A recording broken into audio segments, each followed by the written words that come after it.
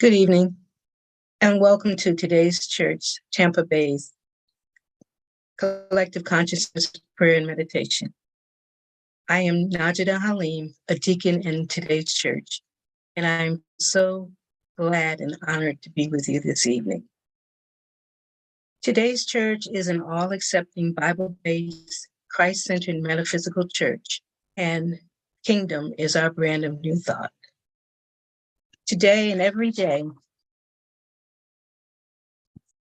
our vision is to meet the holistic and diverse needs of all people through our mission of fellowship, overflow, outreach, and teaching. Our colors are purple for royalty and Black for integration. Our core values are reflected in our logo of the puzzled heart, reflecting our call to love God, love ourselves, and to love everyone else in that order.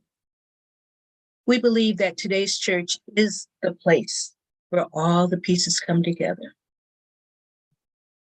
We will begin this meditation by taking 3 deep inhales and exhaling slowly.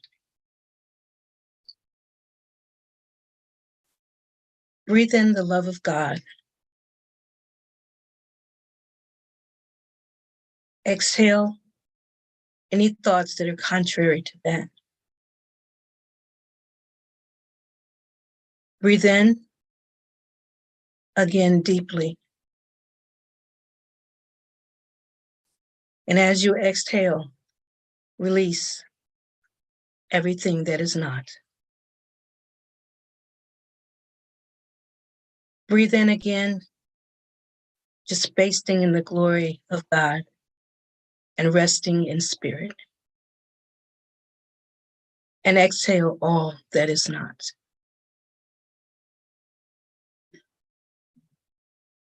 In the infinity of life where I am, all is perfect, whole, and complete. And yet life is ever changing. There is no beginning and no end. Only a constant cycling and recycling of substance and experiences. Life is never stuck or stagnant or stable. For each moment is ever new and fresh. I am one with the very power that created me. And this power has given me the power to create my own circumstances. I rejoice in the knowledge that I have the power of my own mind to use in any way I choose. Every moment of life is a new beginning point as we move from the old. This moment is a new point as we move from the old. This moment is a new point of beginning for me, right here and right now. All is well in my world. I believe in the power of the I am that flows through me every moment of every day.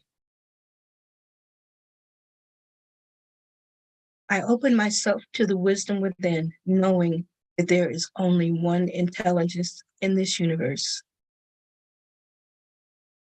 Out of this one intelligence comes all the answers, all the solutions, all the healings, all the new creations. I trust this power and intelligence, knowing that whatever I need to know is revealed to me, and that whatever I need comes to me in the right time, the right space, and in the right sequence. All is well in my world.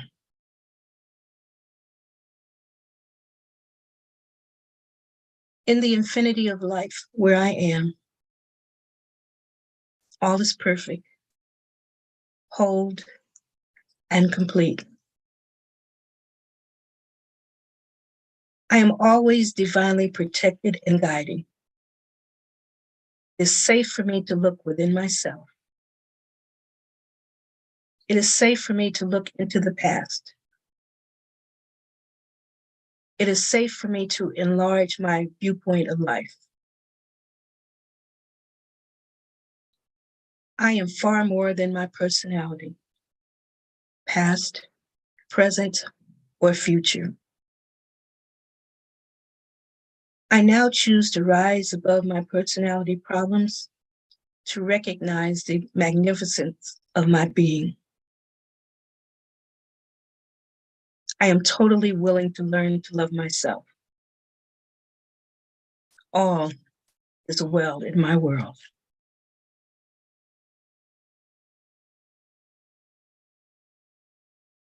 In the infinity of life where I am, all is perfect, whole, and complete. The past has no power over me because I am willing to begin where I am right now. To clean the rooms of my mental house. I know it does not matter where I start, so now I begin. With the smallest and the easiest rooms. And in that way, I will see results quickly. I am thrilled to be in the middle of this adventure, for I know I will never go through these particular experiences again. I am willing to set myself free. All is well in my world.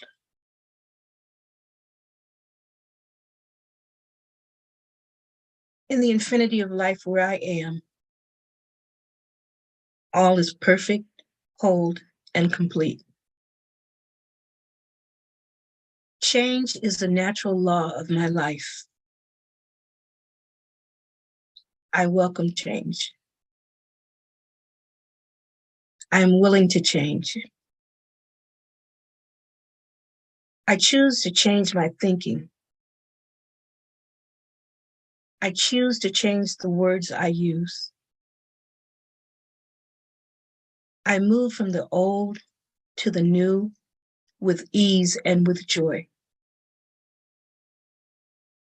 It is easier for me to forgive than I thought. Forgiving makes me feel free. It is with joy that I learn to love myself more and more. The more resentment I release, the more love I have to express. Changing my thoughts makes me feel good. I am learning to choose to make today a pleasure to experience. All is well in my world.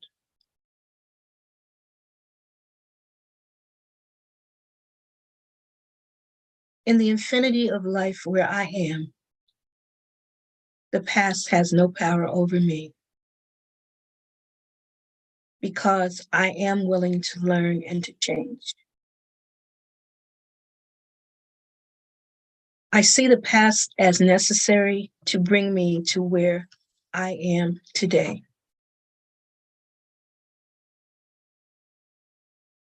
I'm willing to begin where I am, willing to begin where I am right now to clean the rooms of my mental house. I know it does not matter where I start, so I now begin with the smallest and the easiest rooms, and in that way, I will see results quickly. I'm thrilled to be in the middle of this adventure, for I know I will never go through this particular experience again. I am willing to set myself free. I no longer choose to believe in old limitations and lacks. I now choose to begin to see myself as God sees me, perfect, whole, and complete. The truth of my being is that I was created perfect, whole, and complete, and I am now perfect, whole, and complete. I will always be perfect, whole, and complete. I now choose to live my life from this understanding. I am in the right place at the right time, doing the right thing.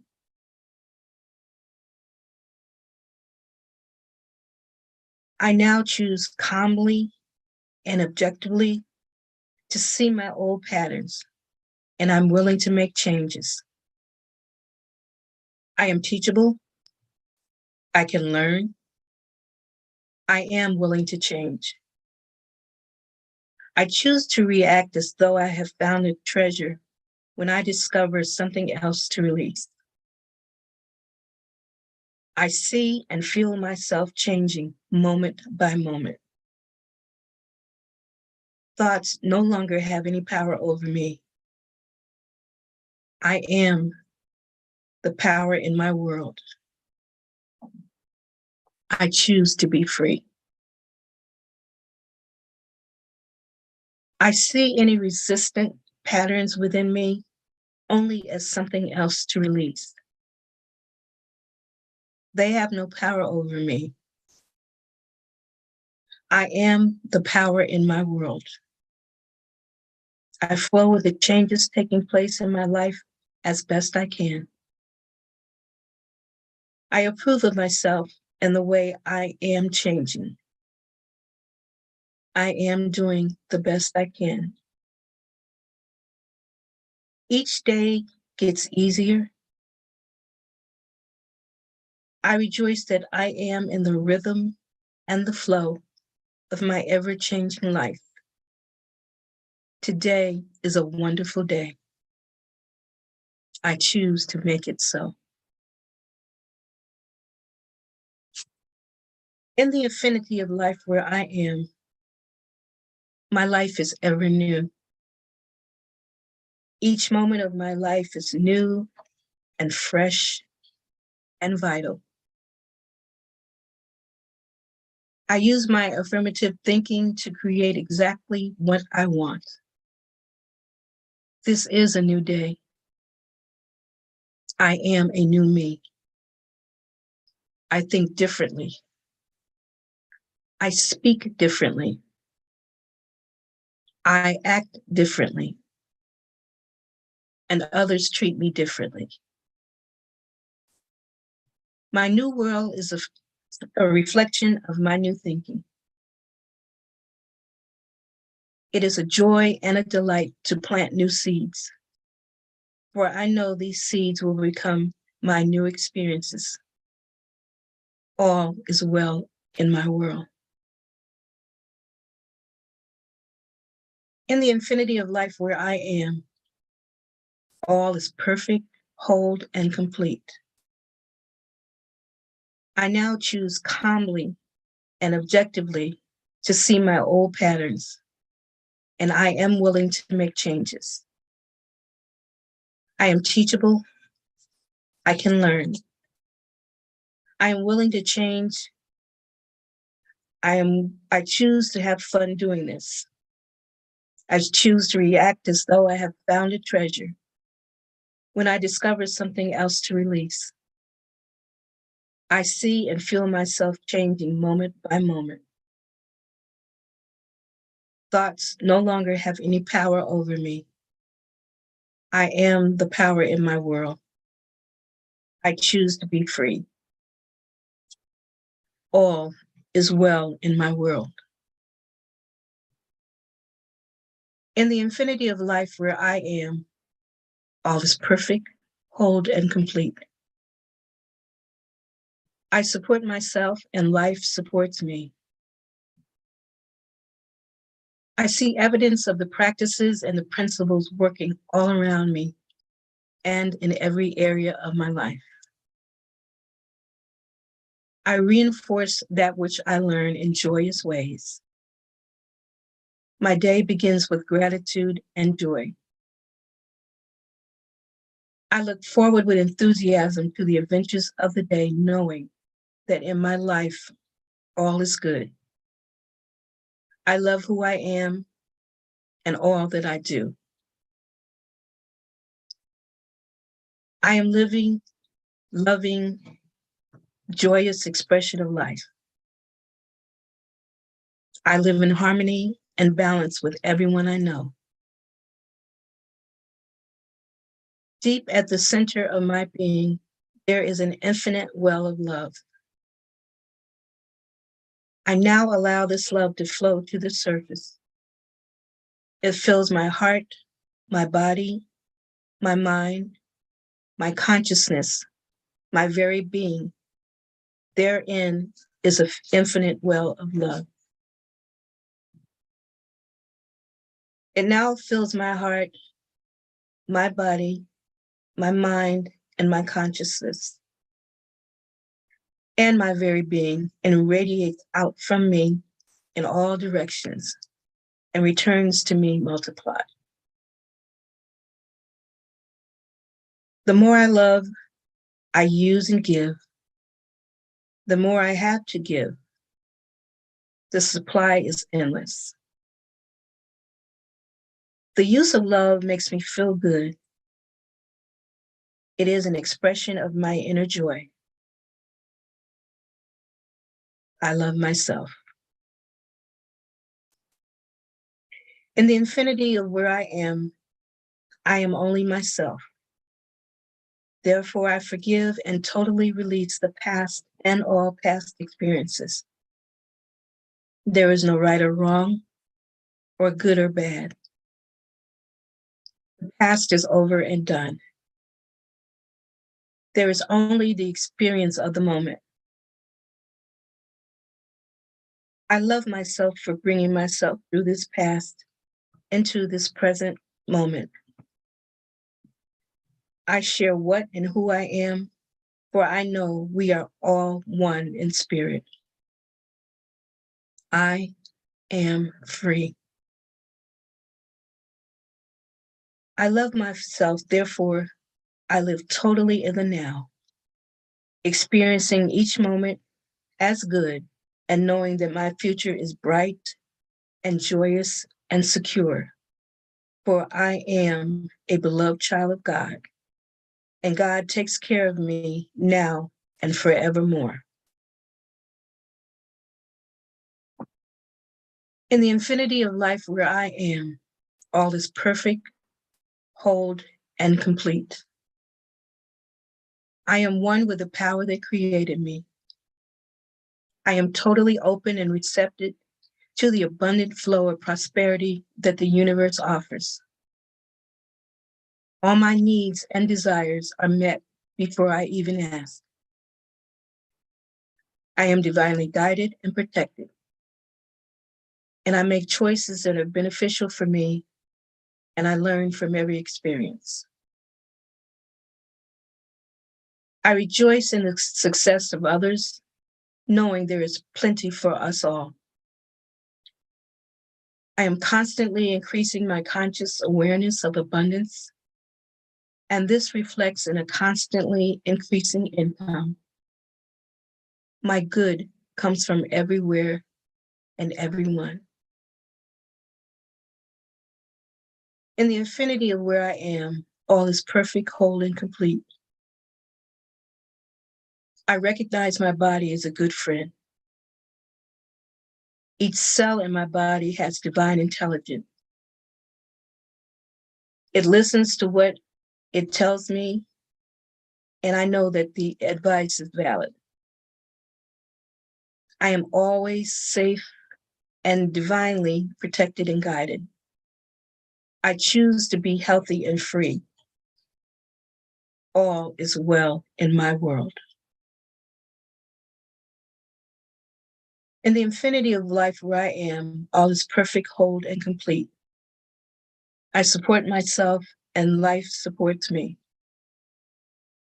I see evidence of the law working all around me and in every area of my life. I reinforce that which I learn in joyous ways. I look forward with enthusiasm to the adventures of the day, knowing that in my life, all is good. I love who I am and all that I do. I am the living, loving, joyous expression of life. All is well in my world. We will now enter into the stillness and the silence.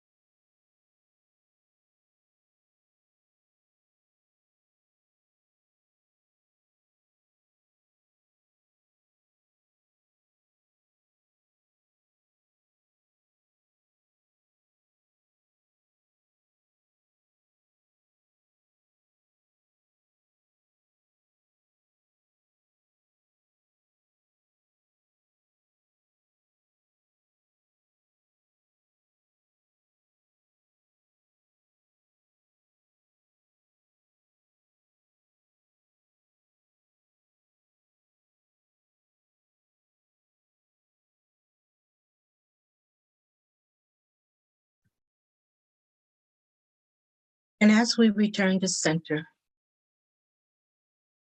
once again, I would like to thank you for joining our today's Church Tampa Bay Collective Consciousness Prayer.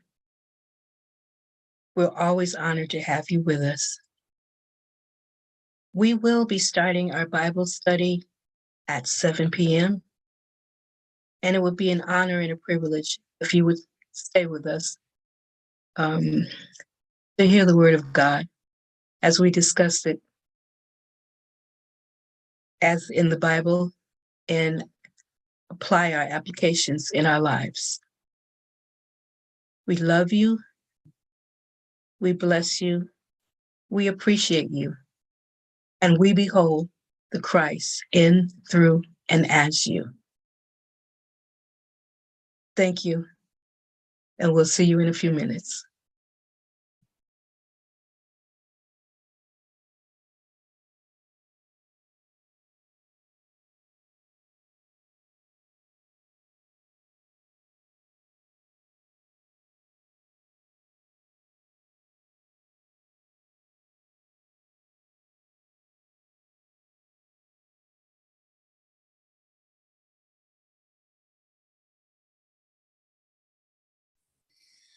Looks like a real smile.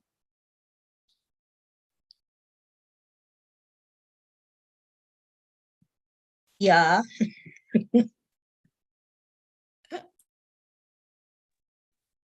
Good, good, good.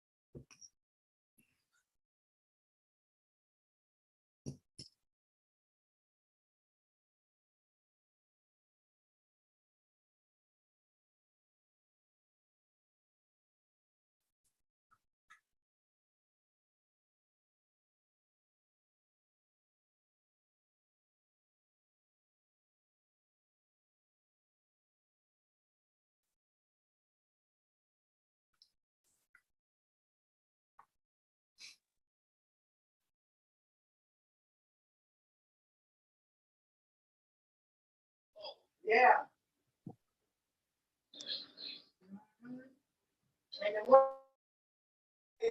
Good evening, Mother Shepherd. Good evening. How are you? I'm wonderful. It's good to see you, Kenneth. How are you? Good. How are you? Wonderful. It's good to see you. Who's going to teach tonight at 7 p.m.? I am. Oh, no way, Jose. Oh, yes, way, Jose. Oh, get out of here. Oh, yes, way, Jose. What Dr. Pulley tonight? He's teaching a different class on Thursday night. Oh, no. No. Wednesday night Bible study, Dr. Pulley. On Thursday night. Oh, no. No. Wednesday night Bible study, Dr. Pulley.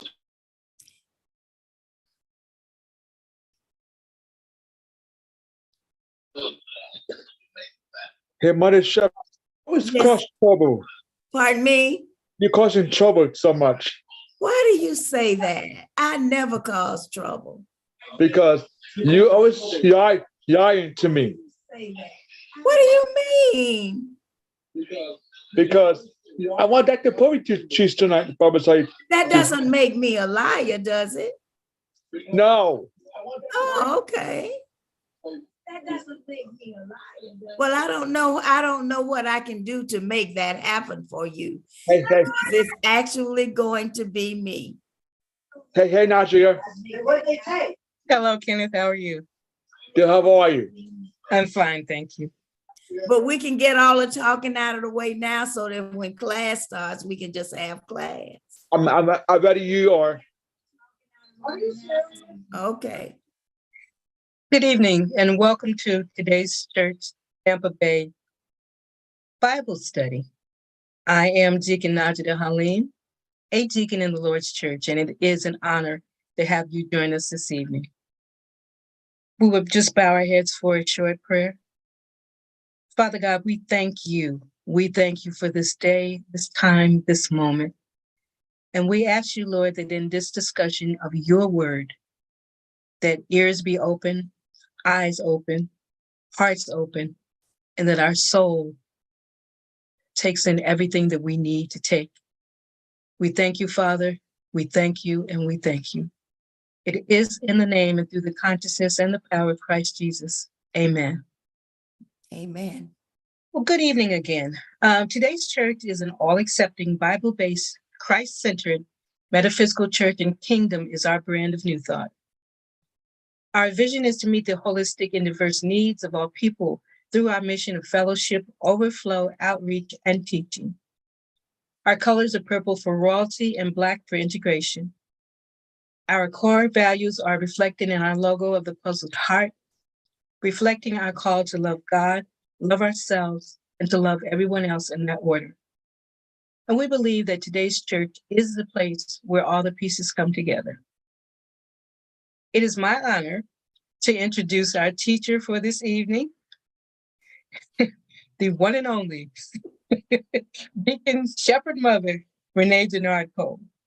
And the people left. Oh no, good evening.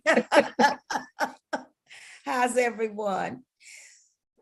Kenneth, Patrick is right there for a minute. Kenneth, Patrick is not going to be able to be with us tonight, but I will convey to him your hellos, okay? All right, good evening, everybody, and welcome to tonight's Kingdom Bible Study, where I, along with Deacon Naajidah Haleem, will be having the class Bible study. And it's exciting because we're back.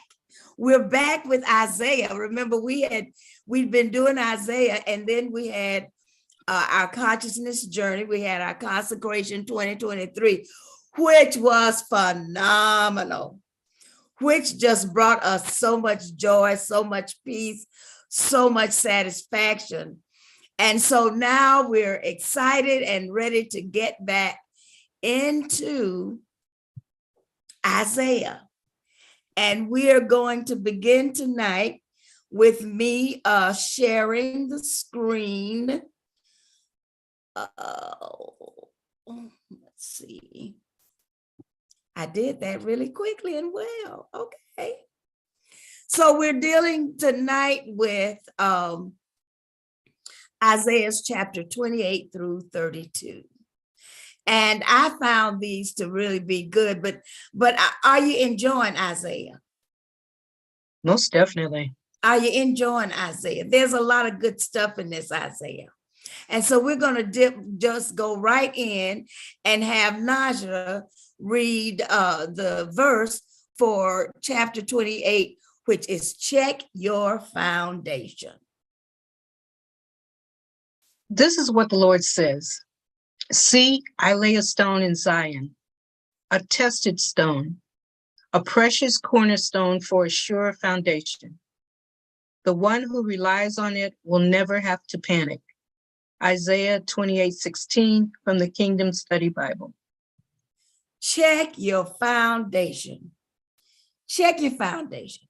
You know, you have to make sure no matter what is going on, if you're in a situation where you're feeling depressed, when things aren't working like you think they should, you have to check your foundation. You know, and some of you ladies know about foundation now, because you know that's with the makeup. You know, you have to have that something in there to kind of help it to stay on. I'm not really good with that, but I know that that's how it goes. I took some classes and they always told me put the foundation on, then put on the powder and all of that. So we have that foundation. But in that foundation, it's not about the situation that you're in. It has absolutely nothing to do with the situation. It has to do with what's under it. It has nothing to do with what's under it. You think about, there was a song, I think, in Bible study, where they talked about the wise man built his house upon the rock, the wise man built his house upon the sand, and there was something else. Does anybody remember that song? I mean, I know I'm the oldest person in there, so it could be one of my songs from when there was no radio or something. So I don't know for sure, but there was a time when, and they said the rain came tumbling down, and the only one that stood was the one that was on the rocks, that was on the foundation. So sometimes when we get into things and we start worrying about them, we start thinking about, oh, what are we going to do? What are we going to do? But we can always go back to that foundation. We can always go back to the point of what is going on. And the one thing about a foundation, the one thing about the foundation, and we know our foundation is God, correct? We do know that. The foundation is God. And when we go back to that, it is no way that in that test, and we all test it all the time. Don't you have people that kind of push buttons? There are people who actually know us well enough. Well, I know there are people who actually know me well enough that feel like they can say something and it'll click something on. That's a test. Someone is testing you. Our children test us. People test us. How many of you have been tested with something? There are tests that go on that all we have to do is remember our foundation. We know that there's no way to get a testimony without a test. No way to get a test. Everyone has been tested in some way that has brought you out to another way of doing something, another way of making that firm foundation stick, get you away from the depression, get you away from the situation. And they are the things that I live by.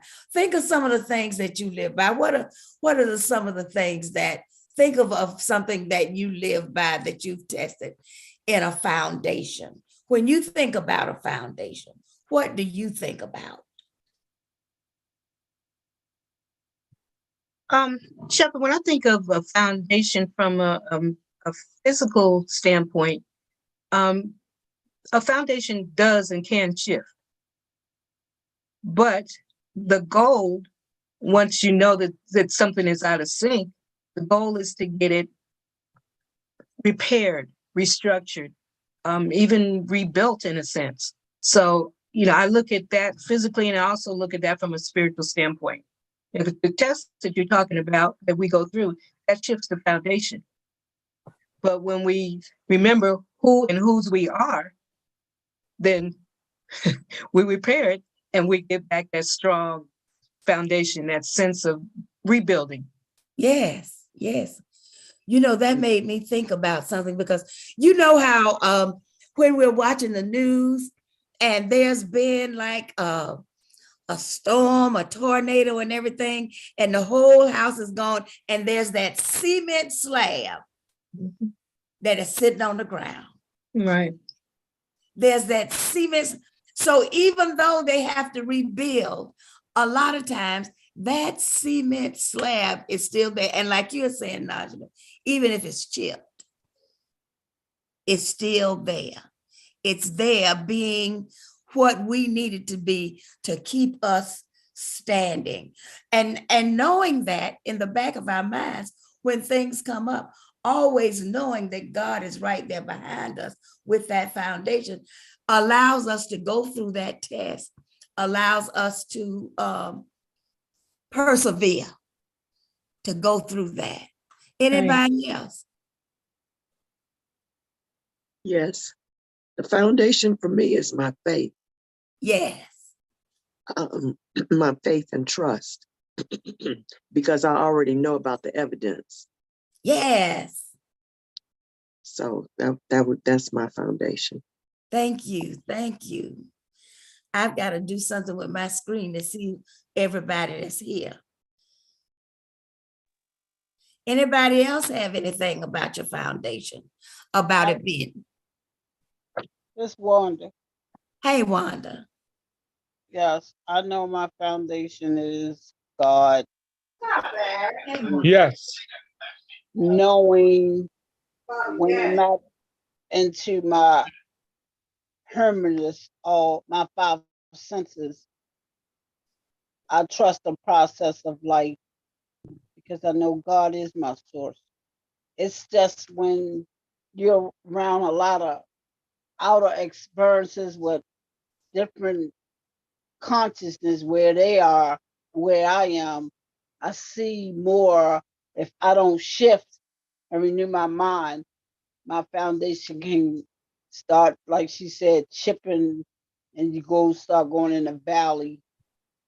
But then I remember who I am, who they are, and I see the Christ in them is just where we at in our foundation of building it stronger. Yes, always being able to go back to that. It's like always knowing that's there. It's kind of like your foundation sometimes, like one of my foundations is my bed. I don't know about you, but I could be going and doing some things. And in my mind, I say, oh my, I can always go home and go to bed.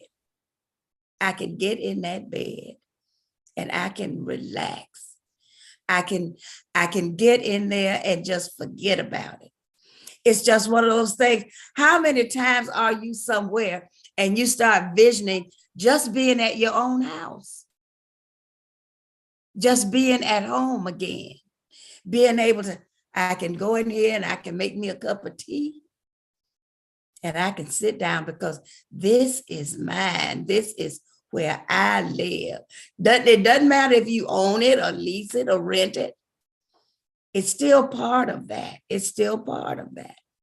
So we have the testing of your foundation, the testing of people seeing. Wake up testing. Oh yeah. What's that? When you test something, you're seeing if it's okay. You're trying to make sure that you know what is the way for it to be. Like sometimes even when you make that cup of tea I was talking about. What do you mean COVID test? Well, that's Any test. What do you mean COVID test? Not just COVID, but any test that you go through in life, even with checking if your food is too hot or too cold. What do you mean too much food? What do you mean too much food? Not too much food, just testing, just to make sure. It may be too much food sometime. You may feel yourself getting full. Oh, you don't use the bathroom. Okay, well, we'll be here when you get back. Thank you, Kenneth. Thank All you. right, so the next one, next after checking and being tested, it's the precious stone of it. It's the precious foundation. It is precious. It is more valuable. It's stronger. It deals with your temperament. Are you pulled out of character? Do you know what to do in that? It's precious. The foundation is something that we can always go back to. It is something that allows us to like pull out, it brings us back into character. It keeps us at the place where we desire to be, as far as knowing that there is something that we can depend on, something that balances us, something that keeps our temperament in place, because we can always go. One of our foundations is like, we know that when something is going on, we can just stop and take a deep breath. Just breathe. I was here today and I'm in Tallahassee, and yesterday I went to the state capitol to look around and walk all over everything. But today I went to my old school, Florida A&M, and I forgot that it was on the highest hill in Tallahassee, and that to get to it, there is a steep, steep walk. And as I walked, I realized that the one thing that I could always do is stop and take a breath and then continue to move forward, to stop and take a breath and then be able to move forward. Also, in checking your foundation, you have the cornerstone, the chief cornerstone. And in that cornerstone, we're able to triumph, we're able to overcome, because there's a difference. Of course, you know, there's a difference between being triumphant and being victorious. There's a difference in that. In being triumphant, we're able to overcome things. We're able to do everything. In every situation, we can win. We can win in those situations, rather than thinking that, oh, we'll win this time. It'll happen this time. But with that cornerstone is always there. Do you, anybody have a definition that they have of cornerstone that lets them know that that foundation is the cornerstone of what is going on? We have a cornerstone in Kodak. We have a foundation. We have a way of knowing that things are going to always work out because we go back to our principles. We go back to our practices. We go back to the promises of that. Anyone have any comments? I don't- looked up Go ahead. the definition of cornerstone. Okay. It says the rock upon which the weight of the entire structure rests. Whoa, that's a lot. That's something to be a cornerstone, isn't Yes, ma'am. it? But it's good to have one. It's good to have one. And when we're checking our foundation, as far as kingdom is concerned, we know that that is our cornerstone. Well, we could just go ahead, Cheryl. I'm sorry, pardon me. I was just about to say that any building that we look at or anything that's been erected that's standing up has a cornerstone That's true. as a part of the foundation. And you kind of can picture it sometimes. And sometimes on the cornerstone is where they put whatever Yes. plaque or statement or anything, because they know that no matter what happens, that corner right there is always going to be there. It makes that firm foundation. Anyone else? Okay, we'll move right on into chapter 29, the potter and the clay. And of course, you know, Take a nice walk outside. the very first thing that comes to mind for me every time I hear that is that song, Have Thine Own Way, Lord. Have thine own way. Thou art the potter, I am the clay. Mold me and make me after thy will, while I am waiting, yielded and still. Would Cheryl, would you read the verse for Isaiah 29? Yes. You turn things upside down as if the potter were thought to be like the clay. Can what is formed say to the one who formed it, you did not make me? Can the pot say to the potter, you know nothing? Isaiah 29:16. The clay has no idea. The clay is sitting waiting. The idea comes from God. God is the potter. God has in mind who and what I'm supposed to be. I'm an idea in God's mind. So that makes God the potter. When they get to that wheel, and think about this, all of you who are creative and make things and do things, when you go, even if you're an artist, when you go to that canvas, you have in mind what you desire to see on that canvas. You already have it in your mind what that is going to be. Even if you have a business, if you created a business, you see that, you have a vision of it.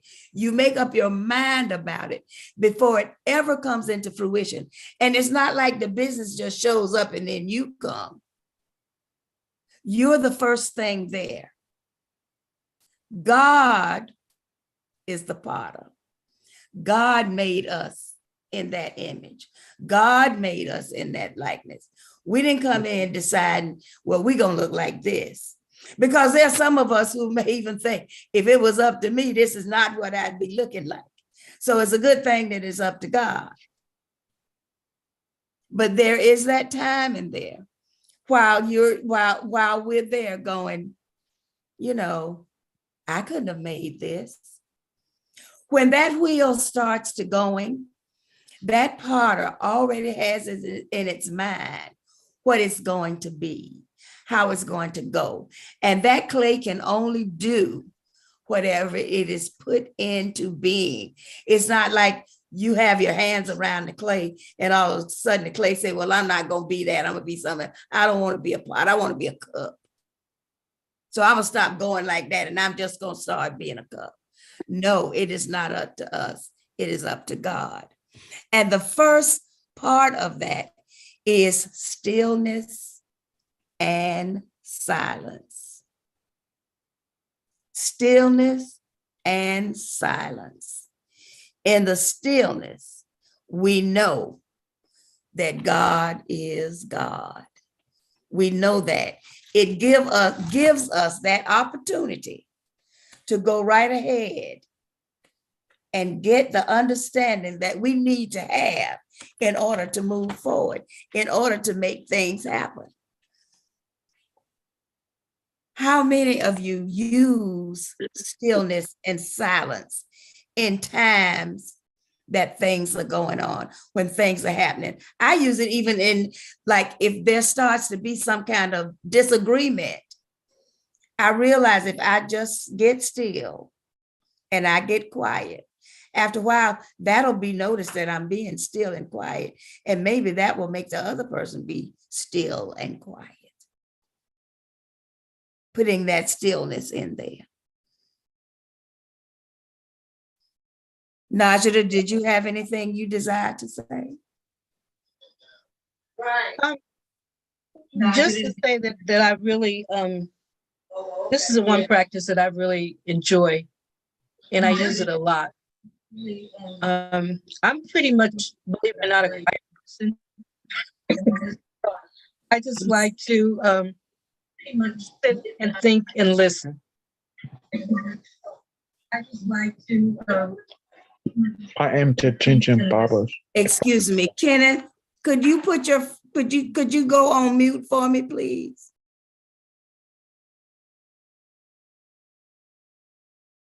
Thank you. I'm sorry, Naajidah, could you say that again? I was saying that the stillness and the silence is the practice that I love the most. I'm pretty much a quiet person, so I like this silence. It just gives me peace. What about any of the others of you?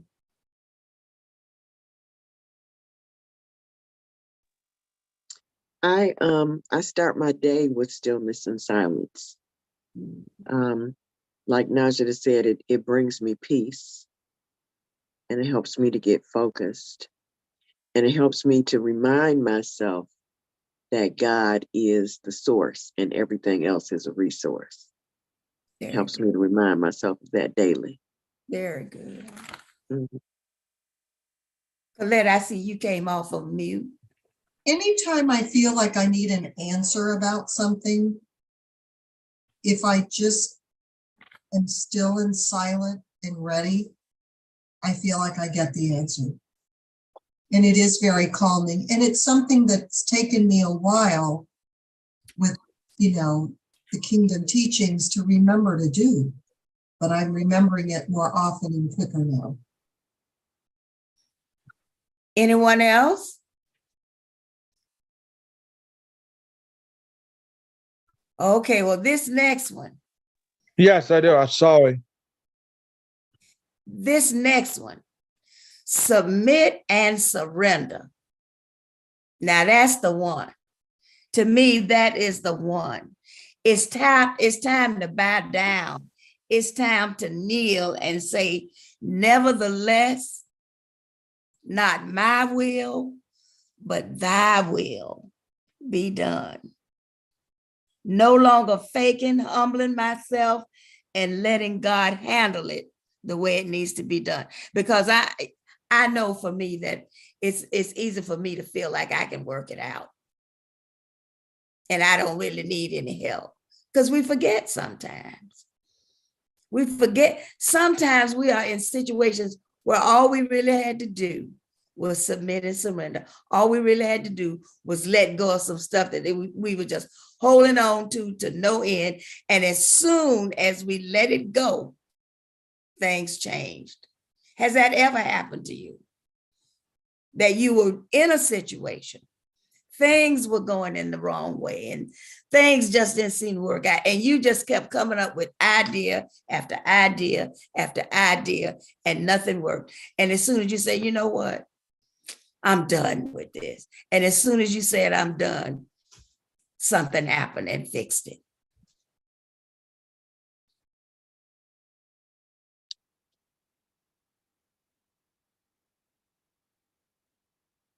Hasn't happened to anybody but me. Yes, that happens every time I jump out and take my will back and just do things my way without any guidance or instruction. When I forget who the source is and I try to work something out on my own, it has happened every time that I have had to submit and surrender. That's the only time things turn around and work out. That's how it is for me. I know there's no other time that it doesn't seem that, and what I don't get sometimes is that I continuously have to be reminded of that. Yeah, I believe that's part of the human nature, yes, though. Mm-hmm. I have to remember, and it'll be just, I say, now, you know what? I knew better than this. All I needed to do was submit and surrender. Mm-hmm. You know, I there was a time in my life that I think I may go back to that. I used to have what I called a God jar. And in that God jar, I would put things that I absolutely knew that I was not going to be able to deal with. And I believe that once I put it in that jar, I would not get it back. I would leave it in there and let it be handled that way. And that was one of the ways that I would submit and surrender and let things go, because it's like, once I put it over here, there's no going back. Once I put it over here, there's no going back. Once this is done, and how many times have you said and meant and did it that you say, once I do this, I'm done, and really been done.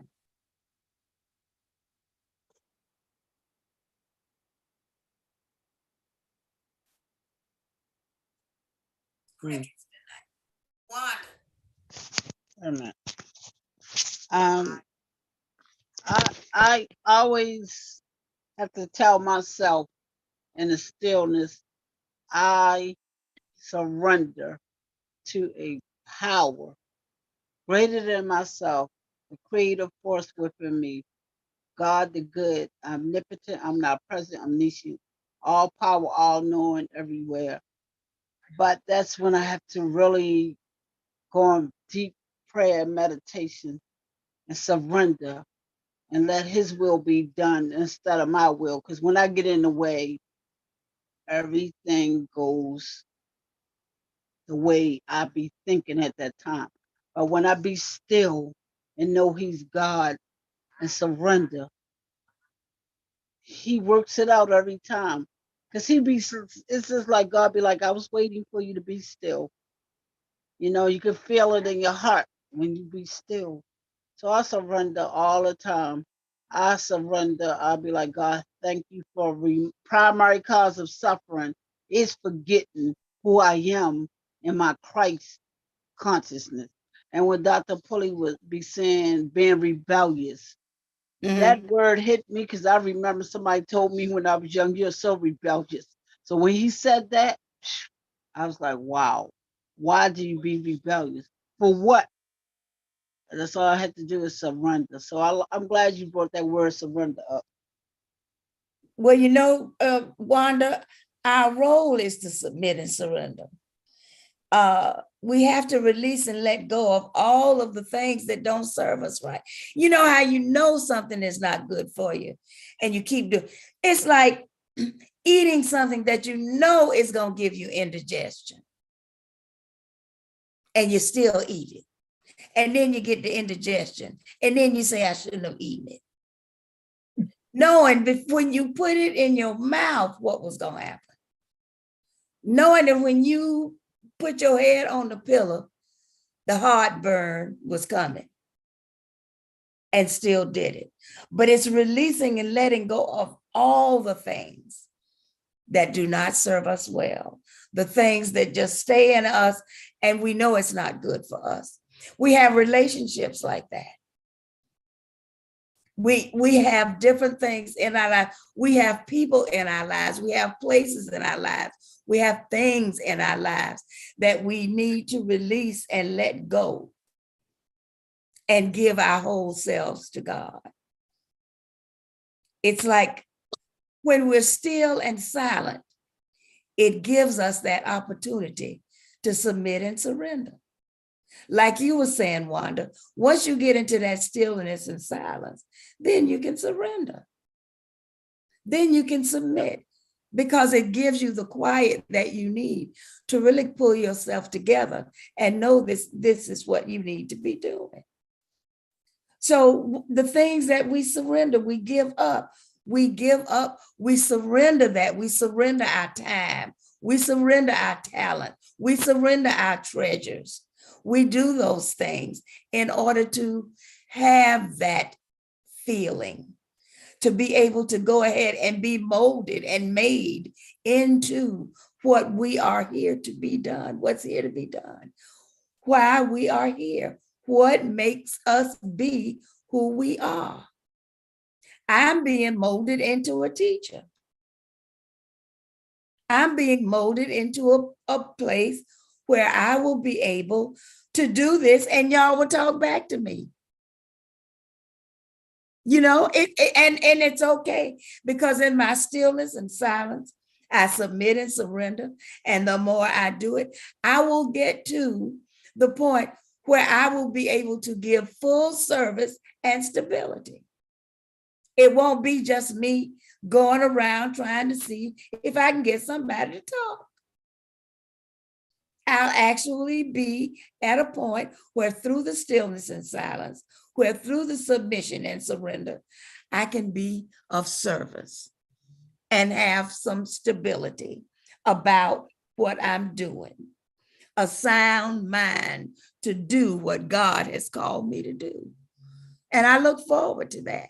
And I don't stop because I know the more that I do it, the better I will be. I don't run away from it because I know that the only way to really be what we were talking about before, triumphant in it, is to continue to do it and not allow anything to make me go back another way and to not be feeling like, well, maybe this is not what I'm doing, because it is. And I know it. So knowing it is part of the battle, and then being still and silent enough to get it, and then to submit and surrender, so that when I am talking to you, I will be giving you the best of what I have. So that is being the clay, accepting our position as the clay, and allowing that God mind to mold us into who we desire to be. So now let's go to chapter 30. I know we're going to talk about this. I know where my help comes from. I know where my help comes from. I'm sure that you know that. I'm sure that you know that. Let's see. Colette, why don't you read the Bible verse for chapter 30? Sure. But Pharaoh's protection will be your shame.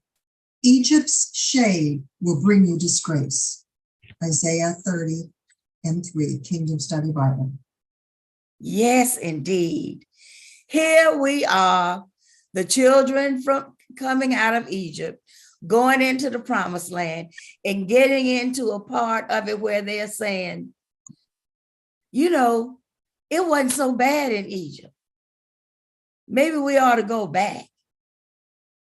You know, that wasn't so bad. You know, this relationship, well, maybe it wasn't the best relationship, but I guess it may be better than no relationship. It's just a way of looking at it. Here we are. We asked Pharaoh to let us go. God brought us out of Egypt. So why are we looking at it and going back to it? Why are we not moving forward? How many times have you left a job or something? And it was like, you know, that job really wasn't so bad. I might go back to it. I might go back to that job. I might go back to doing this. It wasn't really that bad. Knowing that there's something better. Knowing that there's a better way to deal with the situation, but still saying, well, this was a little more comfortable. I don't like the discomfort of it. I don't like the idea that that I've got to do something. Knowing there'll be a challenge, but I just won't go back. Isn't there a song about that? I won't go back. I don't know all of it, but I believe there is a song called I Won't Go Back. Does anybody know that song? Yeah, it's William McDowell. Okay. I won't go back. Okay. I know I've heard something about it. I'm not really familiar with the song, but I know I've heard the words, I won't go back. I won't go back or turn back or something. But in Egypt, they were there and they're saying, do you realize what was going on in Egypt? Mm-hmm. Do you realize what you were going through? Do you realize what you were in? And then going back to it. I believe that sometimes I feel like even in recovery, whatever it is that we recover from, we recover and then we go back for a minute and say, well, you know, maybe I can just try this. And then realize, nah, that's not going to work. That's not going to work because there's something better. Knowing that there is something better and still deciding to go back. Knowing that this is something that is going to help and still deciding to go back. But I know where my help comes from. My help comes from the Lord. My help comes from God, who made heaven and earth. I know where my help comes from. And then you've got Pharaoh versus the prophets. Now, here are the prophets telling you, looking at you and telling you how things are going to change, how things are going to be. And Pharaoh has already beat you, starved you, and you're still going, let's see, pharaohs are prophets. It's even in your health, you have that. Like I was talking about before, how we will have something that we know that is not good for us and even know what it's going to do to us and still do it, still make it happen. Just like maybe not this time. Maybe it'll be different this time. How many things have you looked at in your lifetime and said, maybe it won't be like that this time, but we're still doing the same thing and expecting a different result. Saying that it won't happen this time. But being able to look at the things and handle them and know who has you where, who has you doing what, who has you feeling which way do you feel the best?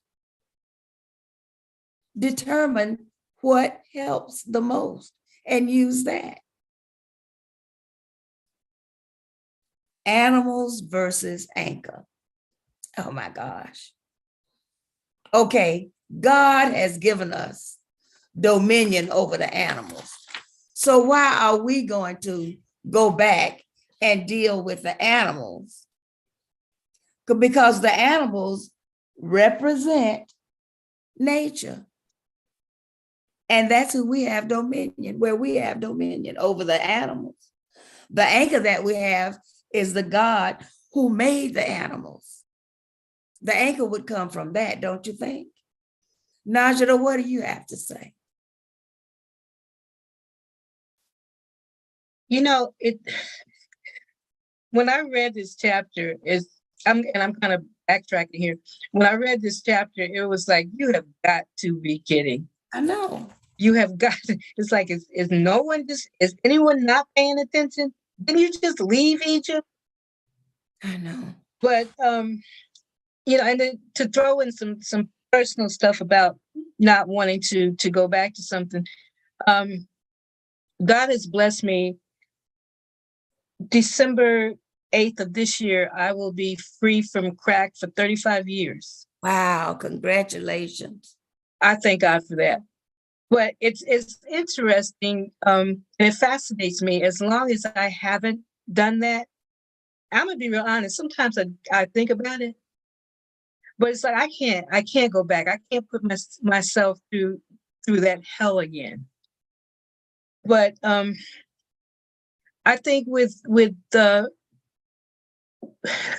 with the biblical folks here, it was fear. Yes. They could not see anything else nothing clearly, except trying to hightail it out of there. And that wasn't going to, obviously, that wasn't going to solve any problems. None. Did anyone else read this chapter? Tell me what you got out of it. Anyone else who read it? Okay. Yes, I read it. and and like Naajidah said, it makes you wonder whether or not they were paying any attention to the prophet at all, whether they believed anything that he said, or whether they believed that anything he said was possible or could come to pass. That's what it made me wonder. And I wonder what do you think it was that had them at a point where, even though we are looking at it, it's kind of like looking at a movie and you telling somebody, no, don't go in there. And they go in there anyway. I told you not to go in there. Why is it that is not being seen? What is it about us and the human experience that allows us to almost forego the fact that we know what's going to happen when this happens? It's like we know what could happen when we put our finger on some fire, but we still put it there. I think it's arrogance. Okay. It's just arrogance because the biblical characters here, they thought they were smarter than God. Yeah. They thought they could escape death. And that has to be arrogant, because somebody had to know that no, they were not greater than God. That's right. I agree with that. Well, if there's no one else that has a comment, we will go on to chapter 31. And let's see. Colette has her hand up. Oh, I can't see her. Go ahead. Okay. Thank you. I went back. I have to be honest. I listened to all of this weeks ago, thinking that it was our next Bible study when we started the consciousness journey. And then, because I listened to Audible Bible, and I listened to it again today. And I didn't really feel like I could make heads or tails of it, but I went back to each daily download that related to the chapter. Mhm. Kind of gave me some direction. And on this particular one, there was something I wrote down that Dr. Pulley said, and it made a lot of sense to me. It said that,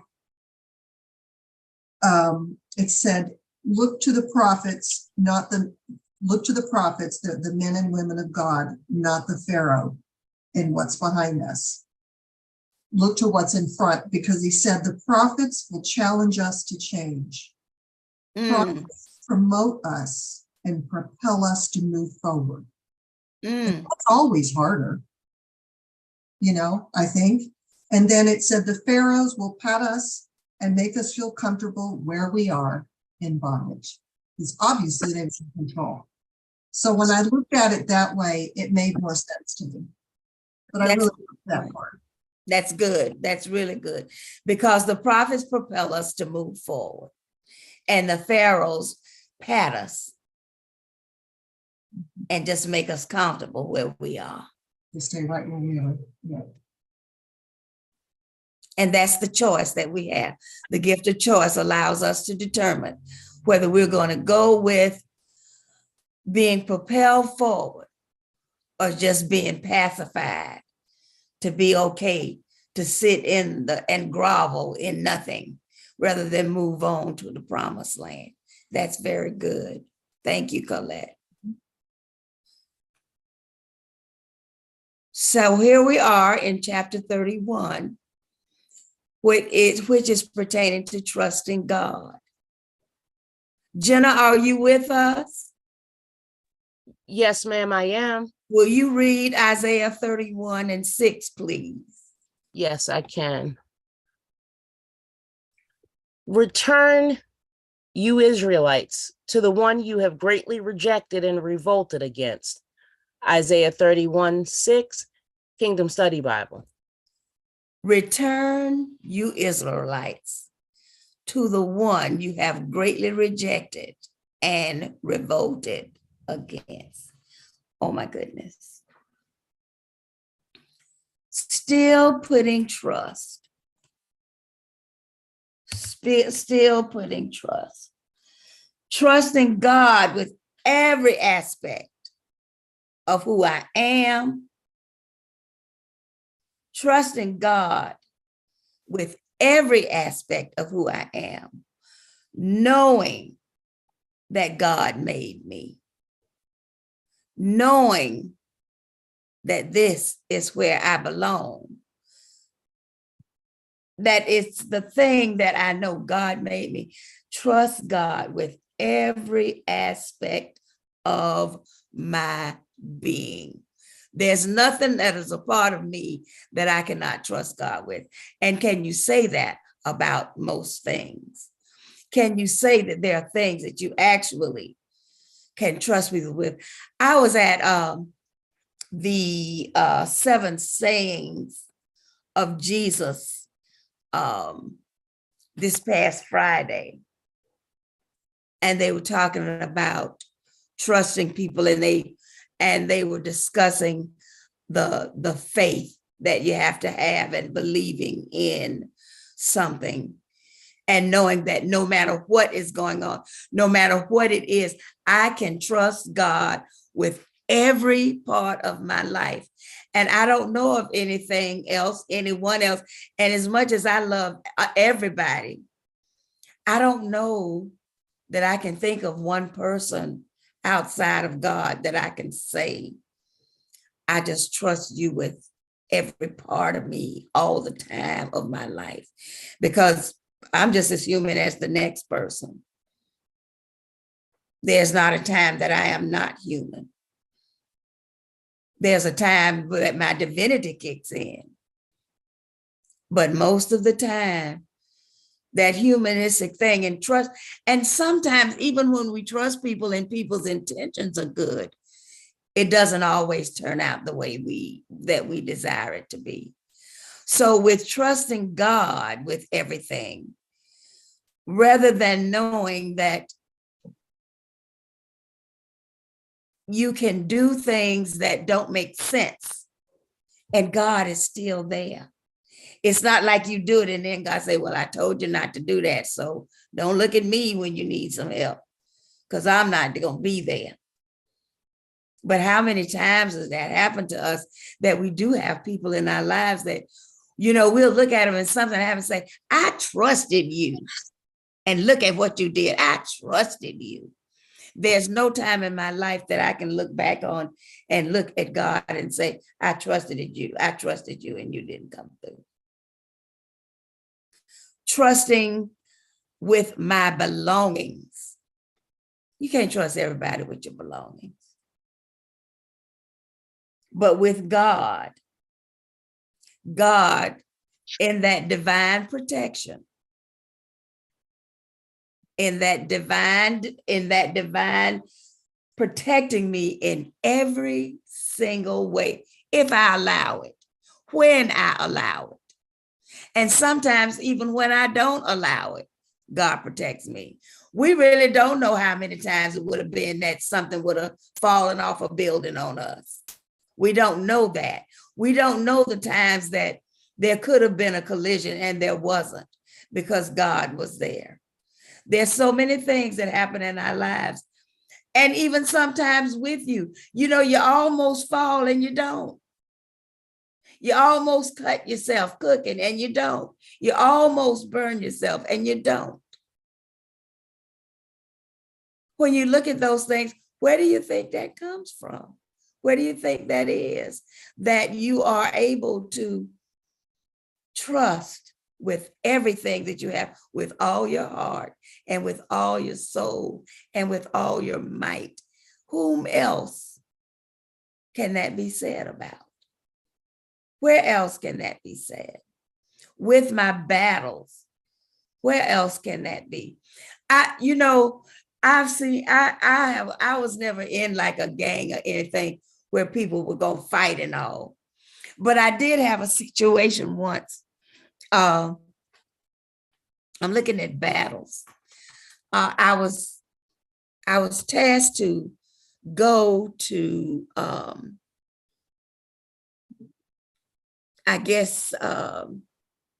bring a center back to life that was not doing well. They were doing some subpar work and they needed someone to go in and do some troubleshooting and fix things. And in fixing and making things better, of course, there's always a time of discomfort. There's always a part of it that's not good.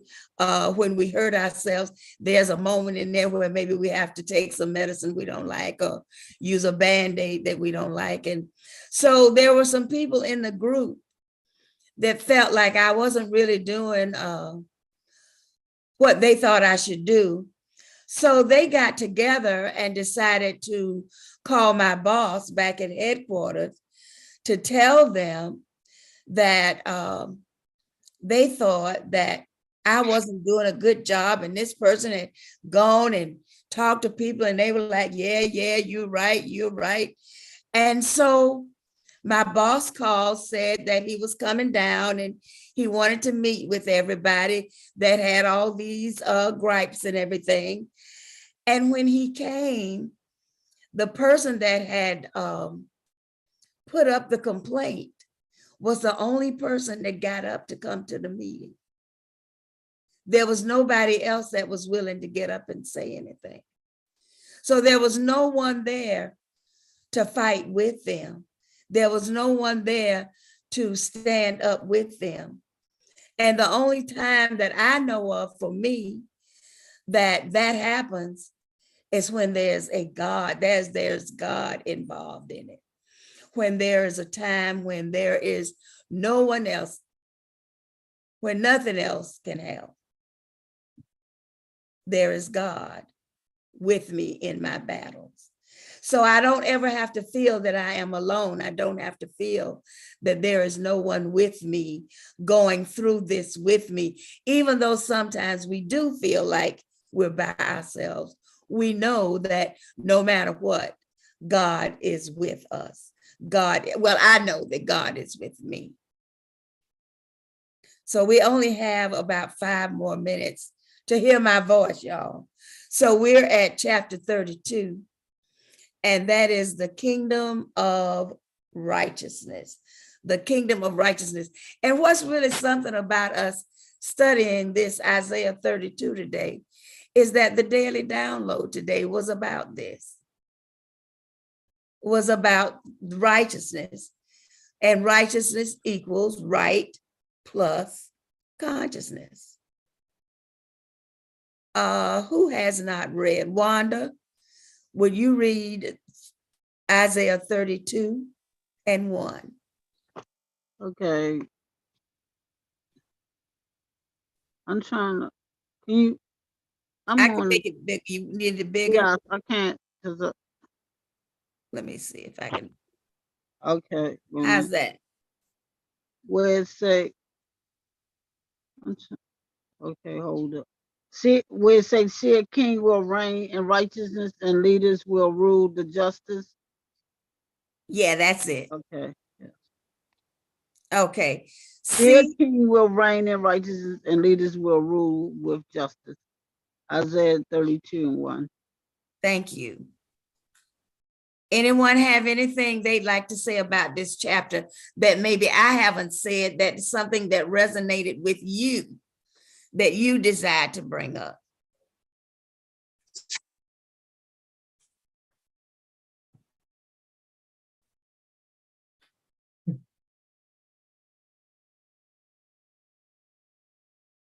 All right.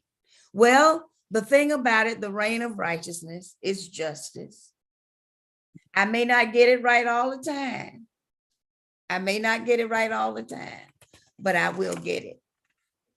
I will get it right. The fruit of righteousness is peace. I desire peace, and I make the decision that will bring me peace. I say every day in that I am aware of the peace of God. I accept the peace of God. I am at peace. And there's no better feeling than to be at peace. How many of you are at peace at some time? Are you at peace? Can I get you to answer that? Yes. Yes. Oh, good. Well, I got a yes from some people. You are at peace. And the field of righteousness is prosperity. The field of righteousness is prosperity.